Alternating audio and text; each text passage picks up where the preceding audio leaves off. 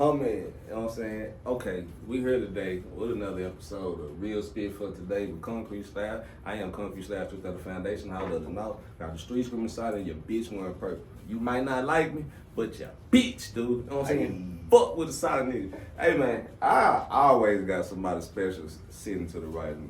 As always, I'm not gonna introduce them. I'm gonna let them introduce themselves. What it do? Ese Loc, Latin Embassy, you know what I'm saying? Still dripping in ENT, County Court Records. Real Estate Randy, some of y'all may know me as these days, you know what I'm saying? Owner financier of Texas, you know what I'm saying? Owner financing of Texas. If you've ever been denied a home loan, holler at me and we can get you in that home, you know what I'm saying? Yeah. It's going down. B-Town, Texas in this thing. Okay, so before we get started, shout out to San Dimas, you know what I'm saying? This the drink for the night, for this ice milk. Hey. We finna dig into some shit. Cause I always make reference to Latin Embassy as our first ISPM without the extra shit. Hey. You know what I'm saying? Cause being where I'm from, you know, we was raised with the Latino and I'm from Red Trap, so you know what I'm saying? We got along, we fought, but we just come from the same section. Saying all that to say, how the fuck did you get into music? Man, to be honest, it was just a drive to get some money, you know, to get some clean money. You know what I mean? We was already in the streets doing our thing, and a homeboy was rapping already, and so we just kind of, I took the business savvy that I knew and turned it into a business, and was the business side of it. But because of that, I just was like, fuck it, let me rap too. And so we jumped in it, and to be honest, it just kind of blew up on its own. You know, we just we went straight to the radio with a bunch of Pimps to Beats, and yeah, bring his name up a lot here. He was our executive producer, and put us down. You know what I'm saying? He put us in the game, and it's kind of all history from there. Because as soon as we got on the radio, you know, we started delivering CDs. Right. I went straight to Best Buy, got CDRs, burned them, did the Kinko's thing, slapped the labels on them. I was delivering them for like $20 a pop all over DFW because it was on the radio. Right. And so it just kind of took off. It really took off. But it was more about, you know, the marketing. You know, always be marketing, always be, you know, everything is sales, you know what I'm saying? And so it took that really, to be honest. And but the biggest thing is we wasn't, you know, sitting on the couch selling our CDs or selling our music rather to our kinfolk or our friends and family, right? We were out there in the streets, like we wasn't in the club, we was in the club lot. Right. You know what I mean? We was with pop trunks, set up, you know what I mean? Traders Village on the weekends, we had two booths going. You know, we'd have one in the front, one in the back, and we selling CDs to everybody walking by. Okay, so hold that thought because we're gonna get to the Trader Village and your story about that. I mean, so where are you from? You had made reference to weed. Like where are you from, and how did y'all come up with the Latin Embassy? So Latin Embassy is more of an honorary thing, if you will. You know, we're very prideful people, and we just wanted to be that place that, you know, that voice for them people. Right. You know what I'm saying? And so that's where the embassy comes in. You know, we are for the people. What year was it? This was like right out of high school, like 98, 99. Yeah. Yeah. God damn. Yeah. So during this time, y'all was doing shows? Yeah. As soon as we dropped music on the radio, we started doing shows immediately. Where was y'all recording it? We was recording at Dub One with Steve Paul, Pimpster's old studio. Erica Badu had been through there. Now a lot of folks have been through there, but Steve Paul was well known. I don't know if he's still doing it these days, but you know, I took Pimpster's guidance, if you will, and you know, we used his beats, used his studio, and he jumped on some of the hooks with us, and. I was actually born in Garland. My brother born in McKinney, so we from out here. Like my daddy picked cotton when all this shit was dirt road out here. You know what I mean?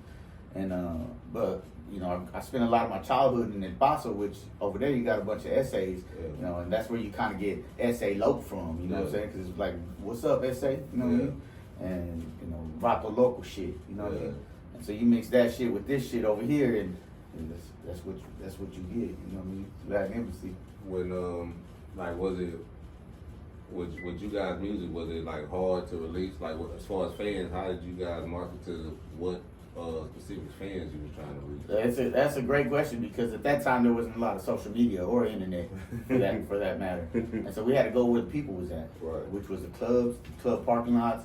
I remember being amongst shootings. You know what I mean? I remember all the fights and shit at the clubs in the parking lot. You know, the shootings in the parking lot. I remember 2551, like DMX, all these old clubs that used to be huge and popping, like warehouse type huge stuff. And every weekend we was somewhere. We'd pick a town.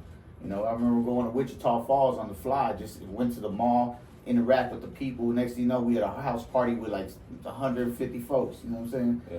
And we performing. You know what I'm saying? Getting paid, Right. selling CDs. And so it was good. It was always good. It was always a lot of hustle. You know what I'm saying? It was the hustle over everything. You know, to be honest. So like, I mean, so y'all have CD printers or burners or how? Well, after the first album, I started getting all my stuff pressed through Duplium. At that time, they're not around no more, but you get 1,000 CDs for about 89, 90 cents, a piece. And then I'd like to add that spine label with the barcode at the top to make it look a little more professional. Yeah. So it wasn't so much underground, and people took you a little more serious at that time. Plus, it's like at that time these days somebody walk up to you and sell a CD, you like, get the fuck from around me, you know what I mean? Yeah. And I get it, but back then it was like people appreciated that you were out there on your grind. Right. You know what I mean? And so that was what really helped our sales. Yeah. I had record shops that say, "Hey, you sold 1,000 CDs this weekend, or whatever you sold. Bring them, and we'll bring those, bring the inventory or whatever, the receipts and stuff."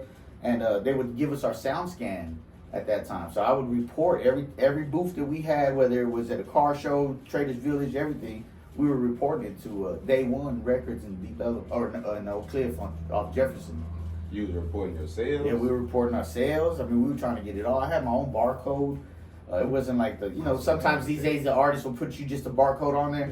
Yeah. We had our UPC was registered to us. Right. And so the posters were different, the shirts were different. Nothing, like the rappers today know nothing. Yeah, they still don't. They still don't. Nothing of that Yeah. shit. When like what was y'all biggest shows at the time then? Like who else did y'all perform with too?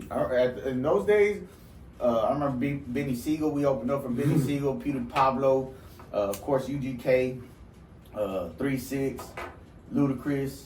Y'all manager? Who? I was doing every fucking thing, booking everything. Yeah, I'd call her up there and be like, "It's Randy with Latin Embassy, da da da." You know what I'm saying? Hustle that shit, get hotel, gas, performance money, all that shit. And then once I learned how to do ASCAP, then it was over. Now they had to count how many heads came in, and then we getting them fat checks. See, they don't know about that. I know it. And I'm barely touching the tip of the iceberg on that Right. shit. I still need to get with you on some of that shit. So you already know. Damn, but when it be the guys that especially came before me, like I asked, you never did nothing like Cottonmouth or I mean, I was always a fan of K-Rock, Pookie, Lucci, but you ever met them? I have after doing music. But as when I first got started, all I was jamming was Pimpster. So when we got the idea and fucking, when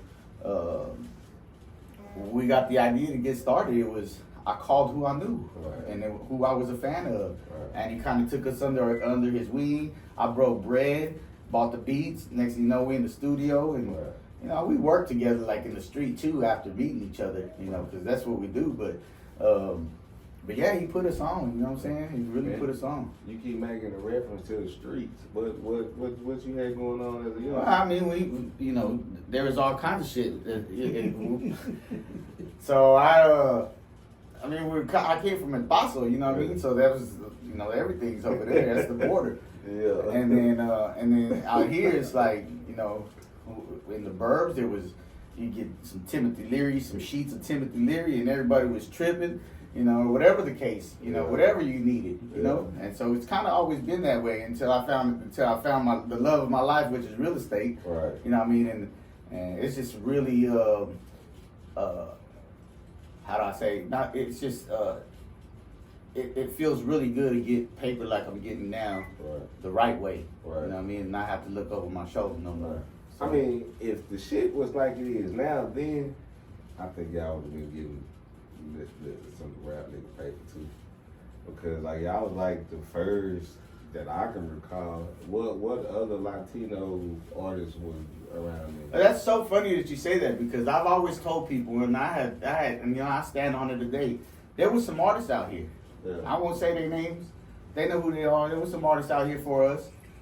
But ain't nobody came in the game and kicked the door open like we did. Right. You know what I'm saying? And I say that to say this. It was about fucking marketing. Right. We got out here and we didn't sit on the fucking couch and sell the music to our kinfolk. Right. We got out there in the street and we sold it to the people in the street. Right. You know what I'm saying? And that's who we, you know, that's who we could relate to. That's what the music was related to. And so that's who we sold it to. And they responded by supporting us. Right. The crowds at the shows were fucking, I couldn't throw a CD far enough to get to the fucking back of the crowd. Right. You know what I mean? If I remember correctly, like y'all city used to be in at Big T Bazaar, like next to K Rock and Lucci. Oh yeah. And what was it, Ed and Cap at the Bone? Yeah, we doing numbers at that's Big T, right? Yeah. Yeah. I saw it like as a as a youngster, I would see it on the wall there. I say we were doing numbers because I would do those rounds all over DFW, from Ridgemar Mall all the way in Fort Worth to, you know, the Parks Mall. We hit Townies, and Townies, it was every week. Some of them were bi-weekly, but for the most part it was every week, depending if I dropped them at 50 or 100, a box of 50 or 100, right. And they'd call me back. And you know, I ain't gonna lie, I buttered them up. Right. I'd send them, it's your birthday, shit, there goes some flowers. You know what I mean? And then they had us on the listening stations. Remember they had the listening stations back then? So that's what I shot for. That's what I shot for. You know, I'd go in there, be real nice to them, be like, look, put us on the listening station. It's hot on the radio. Right. And next thing you know, we beating fucking Ludacris, fucking Tim McGraw. You know, we go from 20 to spot number 7, and in a week or so you be at number 1 and shit. And then next thing you know, they ordering more CDs. So it took off, bro. The Sam Goodies, Yeah. those checks came fucking fat. It would be a thin envelope, but the motherfucking check would be fat. You know what I mean? Yeah. It was just so good. That's what funded our whole fucking road. We'd be on the road all the time. Yeah. We'd be on the road all the time, bro. It was lovely. I followed the car show circuit, right? Yeah. And so that was our crowd. What was that like? Why can't you say it on the weekends? Already. Oh, shit. See, I like nobody never said they did the car show circuit. You know what I'm saying? Like, so Pimpster put me on that shit. I gotta say it, cause motherfuckers don't give a nigga credit enough. Yeah. You know what I mean? Yeah. I've heard a lot of rappers come through Dallas and they give everybody credit except Pimpster. Right. I even say it out loud. You know what I'm saying? Some of his own partners that he put on. Well, you know, I've sat with some of these cats. You know what I'm saying? And they know who they are. I ain't gotta say names, but I'll tell you like this. I've had people hit me up about real estate and how to get money in real estate from the street, because that's where we from. Yeah. And even, you know, and they're disrespectful to a pimp. You know what I'm saying? He's a fucking legend. That motherfucker a pioneer. I can't say I know where he at right now, but you know what I'm saying? He put it down for Dallas, and shit, it's just one love with him. I mean, he coming up a lot. I think he making beats. Like, shit, you're not the first to mention Pimpster. Shout out Pimpster. And then, too, for the rappers that's watching this shit, man, I do this so y'all can learn the foundation of this shit. Straight up. Man, like, Pimpster, you know what I'm saying? Of course, I know just the song, but, like, I've never personally met him. He had a Mexican last name. I don't know if he was half and half or what. He had a Mexican last name.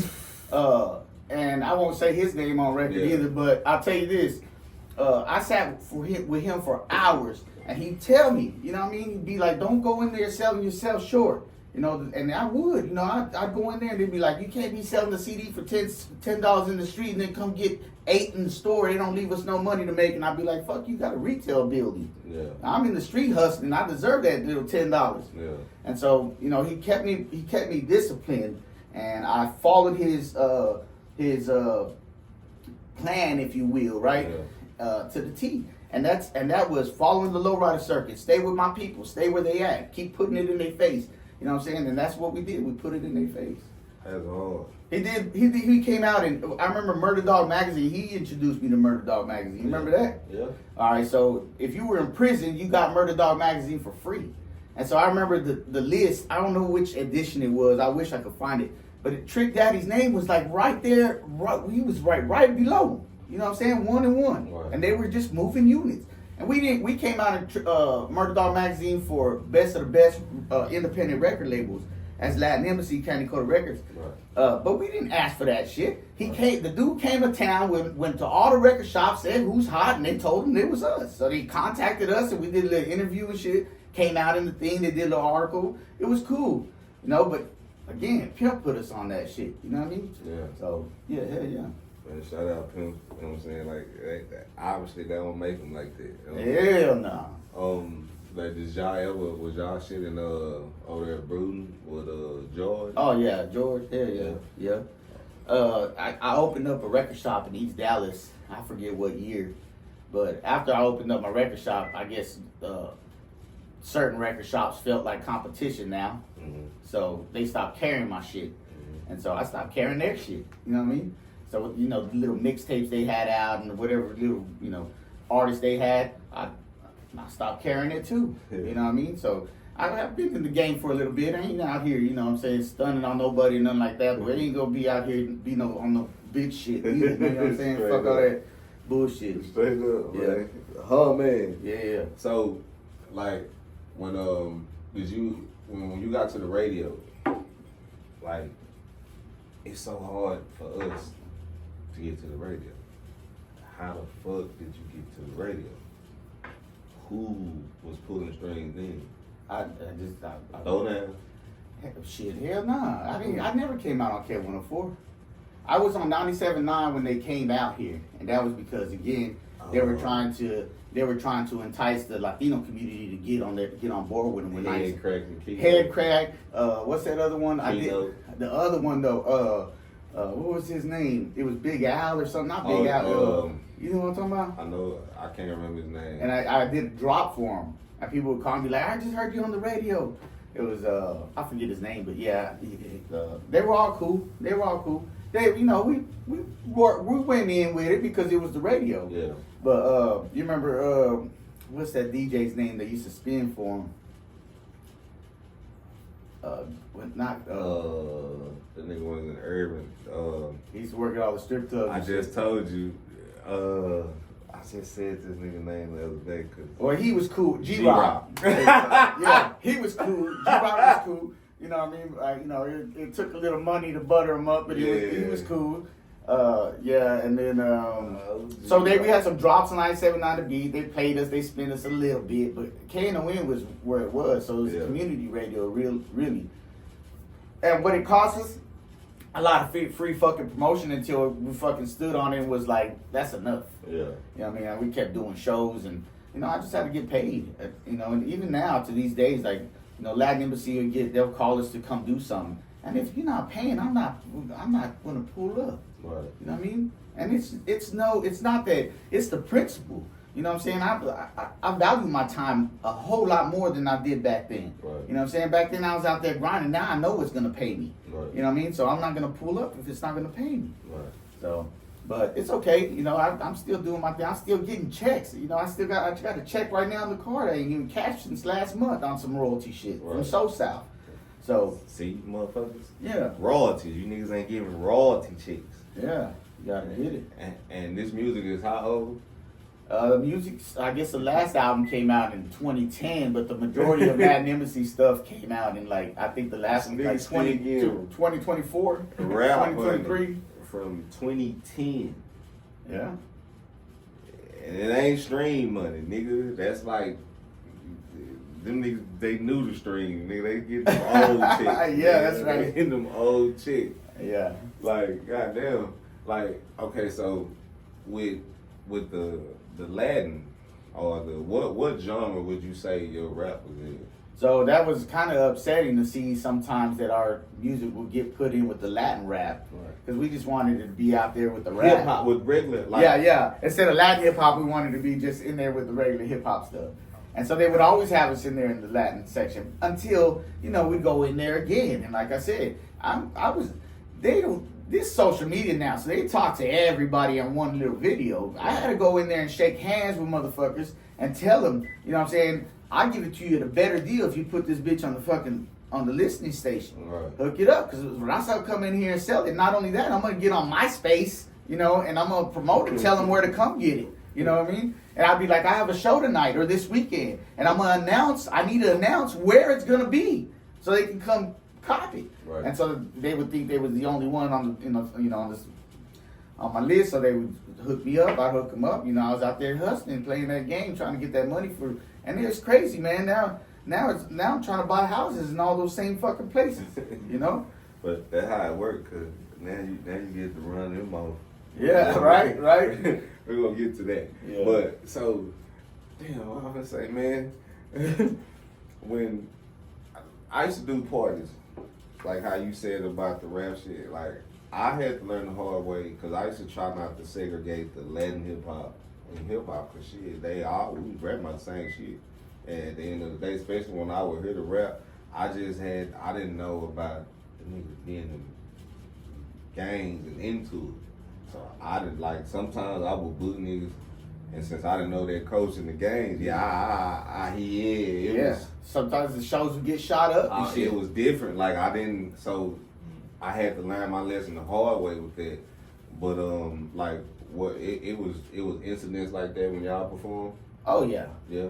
Oh yeah. We had to duck and dodge behind several speakers and several times. Yeah. You know what I'm saying? And I'm just thankful to be here today because of some of the stupid shit that we was out there doing. And that's not to say that I was doing the stupid shit. I'm just saying the stupid shit that we was out there around. Right. And that's kind of where I remember seeing lines of people, like I would get off stage and they would rush the booth to come and get the CDs that I would throw out, autographs. Sometimes I throw out my Dobbs hat and they would bring it to me to get signed. And I'd see that crowd of people and I just felt unworthy, like I was giving them some bad advice or bad, whatever the fuck, life lessons, right? And so it kind of got to me after a point, man. And but all in all, I mean, it was awesome. I mean, I remember rocking crowds in Little Rock, Arkansas, and that's like an all black crowd. There wasn't even raza over there. Right. And so that was dope because, again, they rushed the fucking booth as soon as I get off stage. Odessa, Midland, opening for 3-6, opening, and I'm talking about like opening like the act right before. Yeah. Like the real opening. And I would have to fight for it. I'm not gonna say they just give it to me. Yeah. I'd show up and I'd be like, fuck no, I'm not going on yet. What the fuck? Like, you seen the line in my booth? Right. You know what I mean? I'd be like, I'd have posts. I'd get there early. I put posters in all the restrooms, all over the Coliseum, and then they'd be like, you better take these down when you get done. Give a fuck, I do it. Right. But we would bring sales to the booth. I'm talking about 1,000 CDs a day. That's 10 grand in your pocket from your own product that you put together. Right. And then I'd just hit Duplium and be like, hey, I need another 1,000 by Tuesday. Right. And the spine label, make sure it's got the spine label, right. so I can put it in stores and in the street. Right. And so it was cool. It was good times, man. A lot of good times. Right. What was the storage percentage that they charged you off the CDs? What you mean? Like if you sold it for $10, $12, did you have to pay the store for putting it in? Yeah, so I would pay $1, like I said, a CD, and then I would sell it for about, depending if it was like Sam Goody or if they were gonna move a lot of them, or I could talk to them, I'd give it to them for a better price, like $8. Mm-hmm. Otherwise, it was 10, and they'd sell it for $15 and $17 a piece. And so remember, we was one of the first artists to come out. I don't know, maybe I think we were the.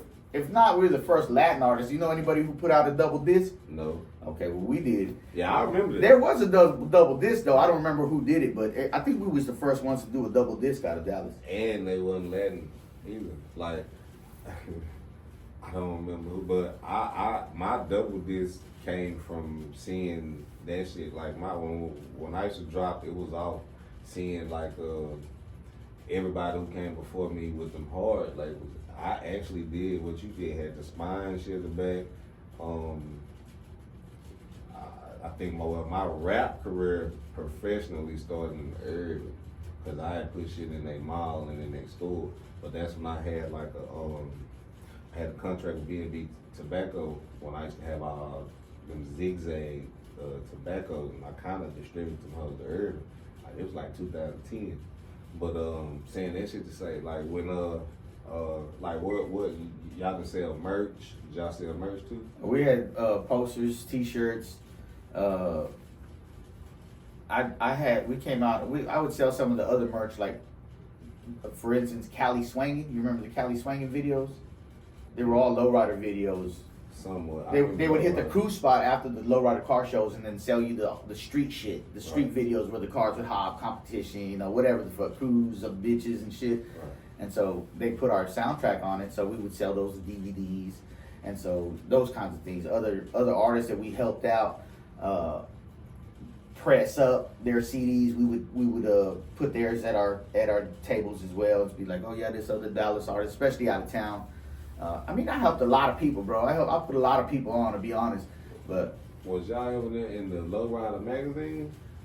We came out in the Lowrider magazine only because we performed at a Dallas show, and they mentioned us. It was just a mention, pretty much. But see, you know, we just saw the magazine. A lot of us saw from the outside looking in. Like, what was that like? Y'all performed at the moment? Yeah. What was? Well, it's a lot of motherfucking essays. You know what I mean? Yeah. It was a lot of. Like, who did like the type of people that you would meet at a Lowrider event? To be honest, it was people just like us. You know what I mean? They were from the hood. You know, enthusiasts. You know, a lot of our parents didn't teach us about go and put your money into a house or go buy some land. You know what I mean? It was always, let me put some rims on my shit, put you a system in that motherfucker, chrome up the grill type shit, right? Yeah. And so that was a lot of what it was. You know what I mean? I'm not saying, I come from that too. You know, my first car was a 65 Chevy that I put switches in. On my first car. And I literally connected all the batteries, like I ran everything, cut in the cylinders, did every fucking thing. So I know that, you know, but that's the people we hooked up with. Those are the people that were jamming our music, that were putting it in the streets, and that's what we wanted. We wanted them to be the ones to be out there bumping it, you know, while they rolling through their hoods and then telling their homeboys, and that's exactly what happened, you know, all the way down to Mexico, you know, just because the name Latin. And I'll tell you this again, I'll go back to it because it's some real shit. Pimpster said, you know what I'm saying? He's like, what's hot? South, Latinos. And he was like, go home, think of a name. It wasn't no fucking plan. It was that was the plan. Now we'll go tomorrow. I'll come home with a name. Come back to the studio with a name, and we came up with the name. Yeah. You know, it was put that work in. Yeah. You know, that's what happened. You know, it was a business plan. You know, but on the fly. You know, I'm still that way. I still like spontaneous shit. I just bought a house yesterday, not even thinking about it. Yeah. Well, how many guys was in the group? My brother, myself were the original members. Eternal was a kind of a third.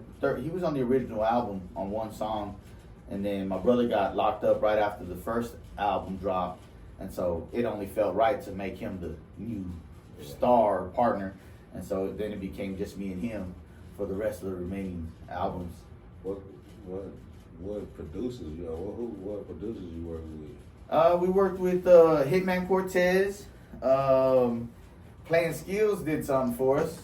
That's all. Yeah, well, I tell you what, you say that, but we used it as an intro, and then they kind of got upset that we used it as an intro, and Eternal was like, nigga, we paid for it. You know, what do you want us to do? You know what I mean? And so then I went back to them a couple years later and was like, let me get a beat, and they were trying to tax, so I was like, nah, I'm good. I got that first intro for like $2 bills, you know what I'm saying? Now you want like 5 racks, I'm like, chill. But no, it was cool. They cool people. Yeah. I seen them in New York. I did a Latin rap conference. I think it was the third annual rap conference, Latin rap conference up in New York. That was cool. Chingo Bling was there. Playing Skills was there at that time. A lot of reggaeton was out at that time. I think it was like 2004, 2005. Yeah. That was a good setting. Kind of put my name a little bit more nationwide, right? Because I was out there doing our thing too. Good times. Yeah. I remember, like recently when we was talking more, you had a show where was in San Antonio. What was that one about? That was a good show. It was, well, you know, COVID changed a lot of things. Yeah. So Lowrider Magazine ain't even around no more, as big as Lowrider Magazine was. So, well, they are now. Now they're back. But that show that I did, I think it was about 2 or 3 years ago, the only reason I did that show is because we did a song with Project Pat in like 2015 that we never put out. Well, as a matter of fact, it wasn't even finished. Yeah. So we finished it and figured, hey, they're gonna start picking up the car shows again. Let's go perform at one. And so San Antonio was the first show. Although it wasn't sponsored by Lowrider Magazine, I think it was sponsored by another magazine that's Lowrider, and I forget which one, but it was another magazine, and it was a good show. I ran into all the same old artists from H-Town. Everybody comes out, homeboys from Corpus, and I'd see all the essays again. It was good though. I love that song with Project Pat. It's a dope track. How did you get a song with Project Pat? He was in town, and money talks. And so it wasn't too expensive, like I said, COVID was going around at the time, so, or I don't know, at 2015, I wasn't going around, I don't know, just shit was slow. Yeah. I guess now he's doing Christian music, and so he can't even, Project Pat? not only is he doing Christian music, he's going to the prisons and doing prison ministries. Yeah. That's hard. Yeah. That's different, but that's hard. Damn. I just came from visiting my brother yesterday, but I get it. It's cool. I mean, we all need something. Damn. Yeah. I ain't know that. Like when you get features like that, like since it's that kind of shit, do you have to go through like getting clearance? Nah, we got his clearance. I mean, I'm sure that if it would have, went platinum or some shit or gold or some shit, we would have been on the phone renegotiating. You know what I mean? But that's what happens. Right. Yeah.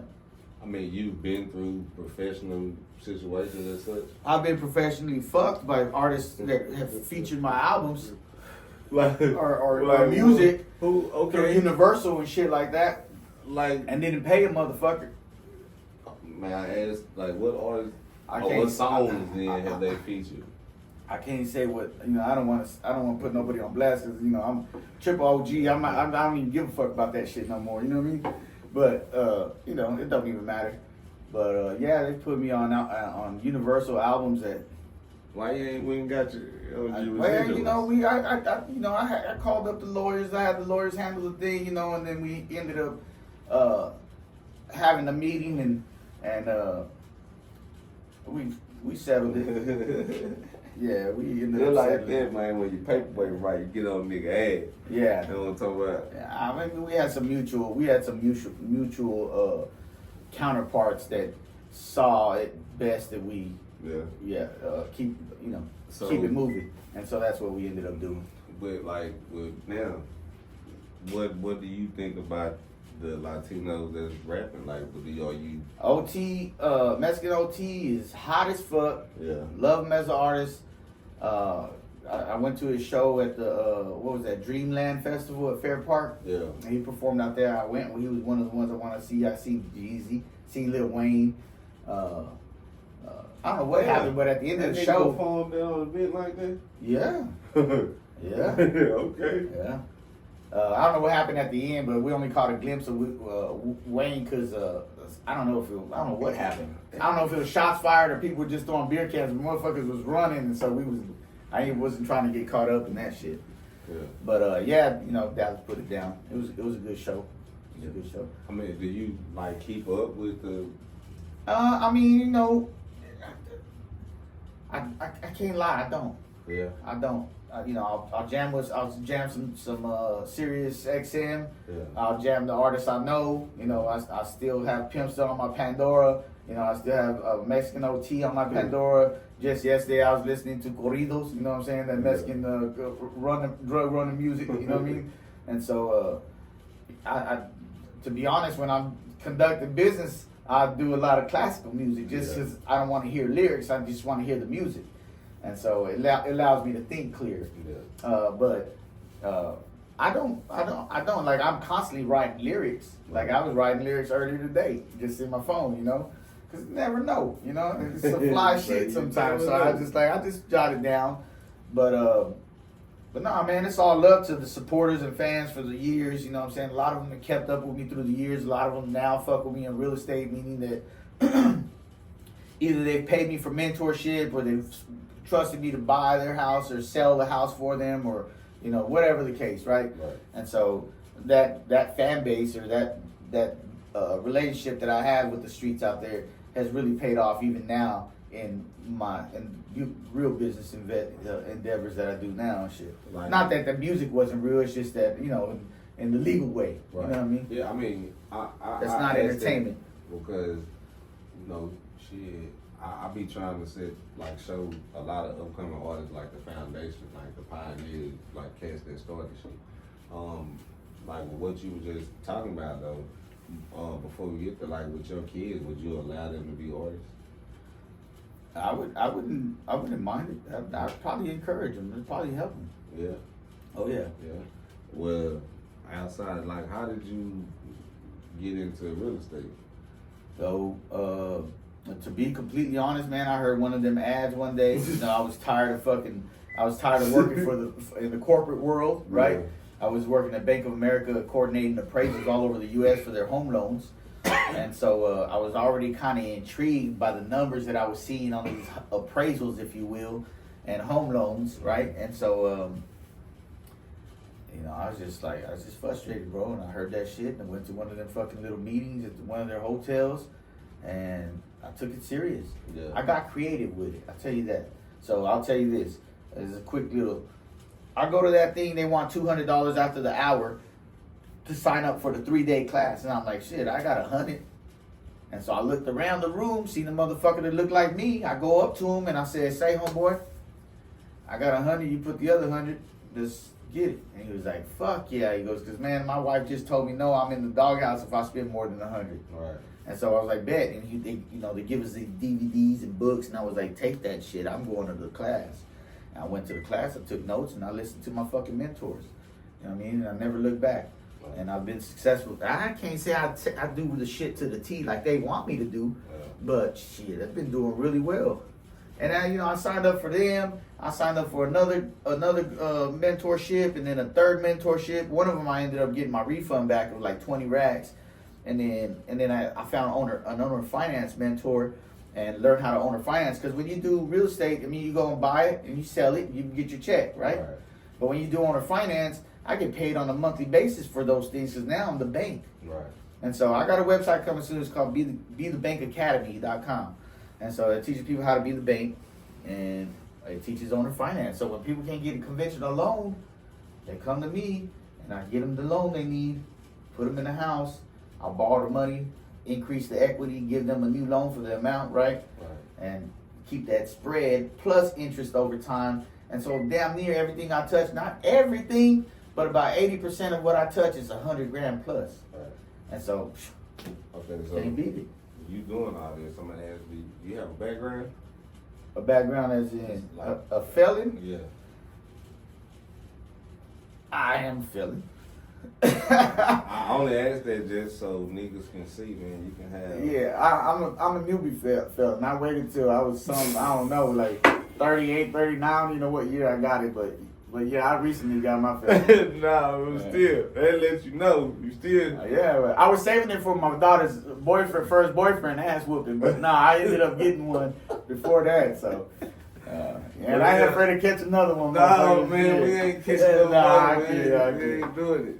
But I was just saying to say, so folks can know, man, you can have an X on your back, you still get to some money, man. Oh, you yeah. still get to some chochos legally. Oh, yeah. I tell people all the time, if you want a house bad enough, you'll find a way to get it.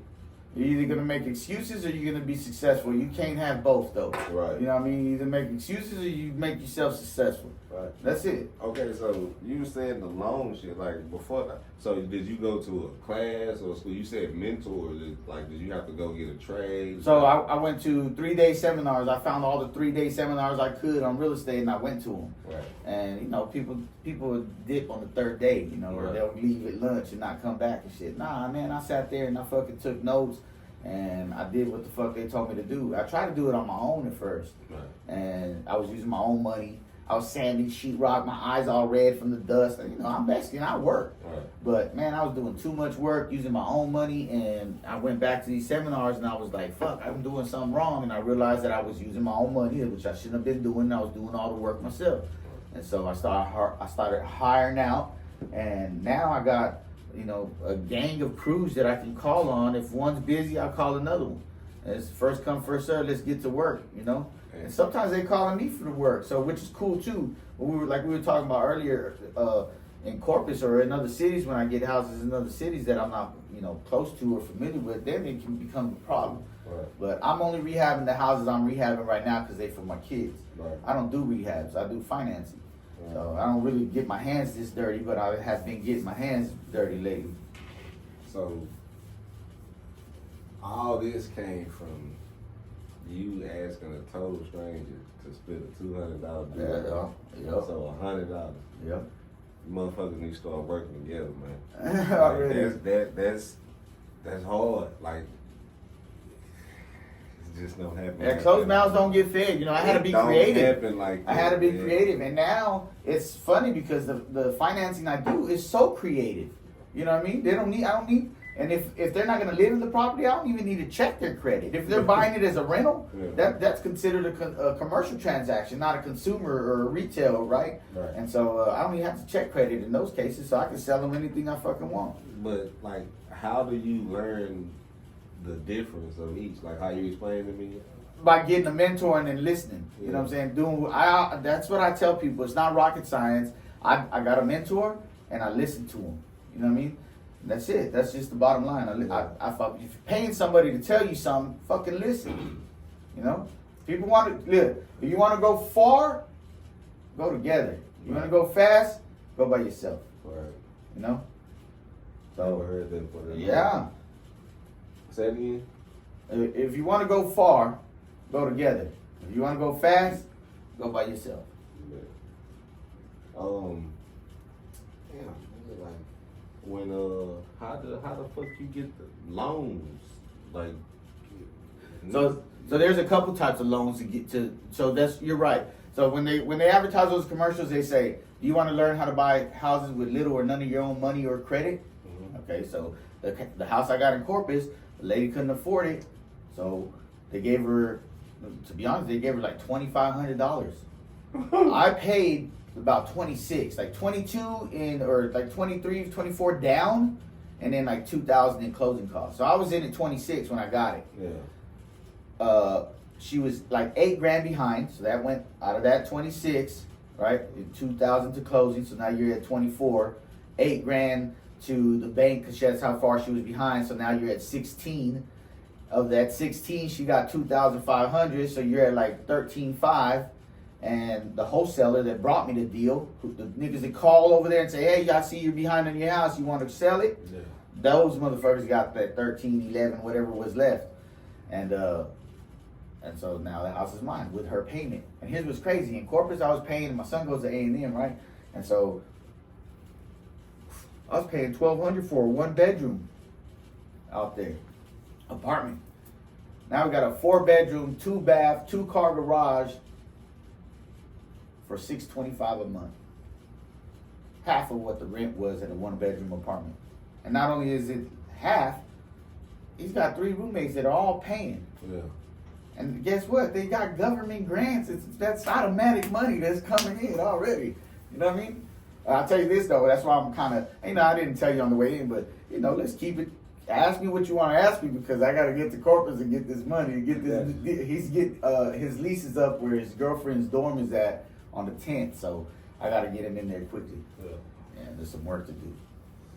Yeah, I mean, look, we ain't gonna be too. Yeah, but let me do this. If anybody is looking for mentorship in real estate, it can be done. And you ain't got to hit me up, but get a mentor. Get a mentor and listen to the motherfucker. Do what he tells you to do. That's all I did. I listened to my mentor. I paid him. I'm going to listen to him. I'll tell you what I did. I got a lot from the city. I won't say what city, but I bought a lot from the city for about $2,500. I owner financed it to this lady for $12,500. She's on my Facebook, so I won't say her name. But $12,500 is a little bitty lot. But look, I've done quadruple 6 times. I don't know how many fucking times, counting. 5 times what we bought it for. And then when I went to the seminar on owner finance, I didn't have 12 grand to give him. I didn't have 8 grand. I think he was charging 8 grand. Yeah. But I said, hey, I got a $12,000 note. This lady owes me 12 grand for this lot I sold. And then come to find out, I might as well have wrote it on a napkin. I did the whole transaction with that lady wrong as fuck. He came in there and he said, look, Randy didn't know what the fuck he was doing, but we're going to fix it and put it in my name. That was my mentor. And boom, I got my mentorship. So again, not only did I pay $200 just to learn real estate on the regular bullshit, the wholesale and all that other stuff, then I went and got creative when it was time to learn owner financing. And that's the lucrative, that's where it gets good. You know what I mean? Being the bank. Mm-hmm. Yeah, I mean, that shit hard. Like, that shit is just too, that's like that convo is too long about real estate.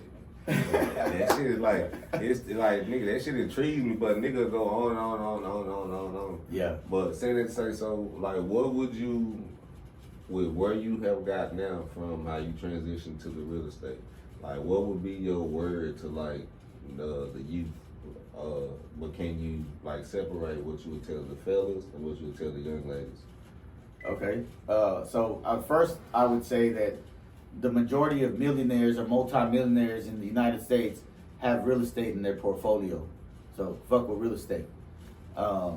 And if you're throwing the money away on rent, whether you're male or female, and you're out there young and out there trying to get it, whether you're throwing money away on rent or sharing a room or doing what have you, when you go own your own shit and you can build equity, they can't take that from you. You know what I mean? And so I think it's very important for the young people to get back out there and start buying again, because rates could go up. Everybody's sitting around waiting, saying that we got high rates right now. Fuck high rates.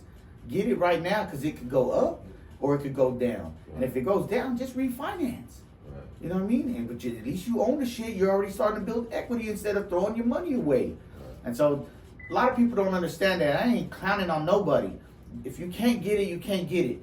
But get your ass out there, get off the fucking couch, put the fucking game PlayStation fucking control down, put your phone down, stop scrolling through social media, and get on this shit, because if you ain't gonna buy it, I'm gonna buy it. And I want the whole block. You know what I mean? Just yesterday we agreed on terms on the 3rd house, my 6th in Garland, and us 3 of them on the same block. Yeah. You know what I mean? I want the whole block. Man.